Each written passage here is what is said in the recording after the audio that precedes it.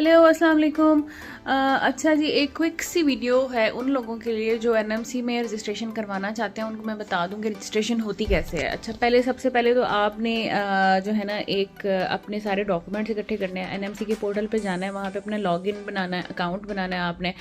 और उसके बाद वो रजिस्ट्रेशन का एक ऑप्शन आएगा, आपने उसको येस करना है। रजिस्ट्रेशन की फ़ीस मांगेंगे, जो कि मैंने आपको बताया कि 120 पाउंड रजिस्ट्रेशन की फ़ीस चल रही है, जो लेटेस्ट है। और जो मैंने एनएमसी के पोर्टल पे आज ही बिल्कुल चेक किए। उसके बाद आपके जो डॉक्यूमेंट्स एनएमसी मांगेगा, आप अगर वेरिफिकेशन करवाएं तो आप अपने डॉक्यूमेंट्स वहाँ पे शेयर करने पड़ेंगे। डिप्लोमा मांगेंगे, आपके नर्सिंग का डिप्लोमा है, आपकी मिडिफ्री का डिप्लोमा है। और उसके बाद आपका पीएनसी का कार्ड है जो कि वैलिड होना चाहिए। और उसके अलावा आपका जॉब एक्सपीरियंस वगैरह और ये वो इस तरह की चीज़ें मांगेंगे। जो जो चीज़ें वो मांगेंगे वहाँ पे आपको वो अपलोड करनी होंगी।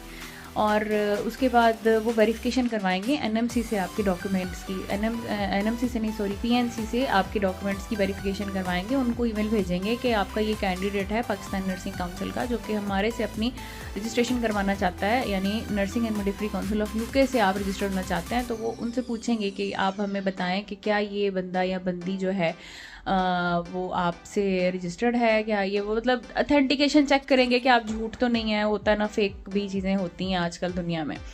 तो उसमें ये है कि आपने क्या करना है, जब आपने एप्लीकेशन अपनी सबमिट कर दी ना एनएमसी में, तो अब आपने ये नहीं सोचना कि अब एनएमसी खुद ही करेगा। नहीं, मैंने भी ऐसे ही किया था। मैं तकरीबन 2-3 दिन वेट करती थी। उसके बाद मुझे पता चला, जब मैं पीएनसी आंसर नहीं कर रहा था तो मुझे लगा कि क्यों नहीं आंसर कर रहे पीएनसी वाले। फिर मैंने अपनी किसी कुलीग से पूछा तो उसने मुझे बताया कि आपने एक लेटर लिखना है, एक लेटर हेड बनाना है, उसके ऊपर आपने लिखना है अपना नाम और सारा कुछ, और उसमें फिर लिखना है कि आपने इस तरह से अपने पेपर एनएमसी में सबमिट करवाए और अब आप पीएनसी से ये चाह रहे हैं कि पीएनसी हमारे डॉक्यूमेंट्स की वेरिफिकेशन उनको करके दे। और नीचे एड्रेस वगैरह सारा कुछ लिखना है। अगर आप में से किसी को भी वो लेटर का पैटर्न चाहिए तो मुझे इंस्टाग्राम पे फॉलो करके वहाँ पे आप मुझे डीएम करें, मैं आपको उसका जो है ना शेयर कर दूंगी पैटर्न।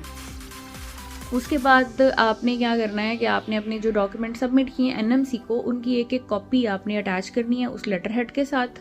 पीएनसी का जो कार्ड है उसकी कॉपी अटैच करनी है। आपका आई थिंक पाकिस्तान का आईडी कार्ड होगा, वो उसकी कॉपी अटैच करनी है। फिर आप पीएनसी की वेबसाइट से एक फॉर्म डाउनलोड होता है, verification form to travel abroad, उस फॉर्म को आपने फिल करना है, वो साथ लगाना है। और उसके बाद उनका 10,000 का चालान है, जो कि आपने चालान बनवाना है। आपको पता है पीएनसी में जब भी आपको कुछ वेरिफिकेशन चाहिए होती है तो उसके साथ चालान फॉर्म लगता है। तो मैंने तकरीबन 1.5 साल पहले जब करवाया था तब 10,000 लगा था। हो सकता है इस टाइम पे फीस बढ़ गई हो, तो इसलिए जो भी जाए, जो भी अपना ये कर रहा हो प्रोसेस, तो पहले से मत चालान बनवा लीजिएगा। आप वहाँ पे जाएँ, उनके डेस्क पे पहले पूछें पीएनसी से कि हमने ये इस पर्पज़ के लिए वेरिफिकेशन चाहिए, तो कितने का चालान बनवा लें। क्योंकि जो फॉर्म है ना उस पर लिखा हुआ है आई थिंक 8,000 का चालान, लेकिन एक्चुअली में 10,000 का हो गया हुआ है। तो हो सकता है अभी ज़्यादा का हो चुका हो। आप पूछ के चालान बनवाएं। आपको पता है कि पास ही उनके जो है वो बैंक्स में एचबीएल भी है और पंजाब बैंक में है, तो आप वहाँ से बनवा सकते हैं चालान फॉर्म। साथ ही चालान बनवा के उनको सबमिट करवाएं। और 14 वर्किंग डेज़ के अंदर अंदर का टाइम होता है जब एनएमसी जो है वो आपकी एप्लीकेशन के आंसर के लिए वेट करता रहता है। 14 वर्किंग डेज़ का मतलब है तकरीबन 18 दिन टोटल बन जाते हैं। 18 से 20 दिनों के अंदर अंदर आपका जो है ना पीएनसी एनएमसी को रिस्पॉन्ड कर देता है। जैसे आपका चालान फॉर्म जमा हो जाता है ना, तो फिर पीएनसी आपकी एप्लीकेशन का रिस्पॉन्ड कर देता है उनको।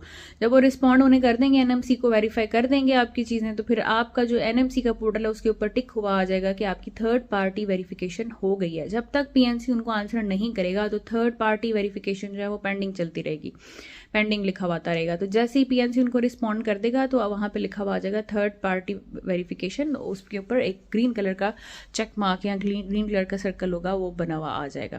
तो ये है जनाब एनएमसी से आपके रजिस्ट्रेशन का। और कई लोग, मुझे पता है यहाँ पे गैप आ जाता है कि जिनको ये नहीं पता होता ना कि पीएनसी में हमने एक लेटर हेड भी भेजना होता है, वहाँ पे थोड़ा सा डिले हो जाता है और फिर प्रोसेस में हम परेशान हो जाते हैं। तो उनके लिए ये प्लीज़, तो इसी पैटर्न को आप फॉलो करें। इंशाल्लाह आप सबका काम जो है वो टाइम से हो जाएगा। तो okay, thank you, take care, bye bye.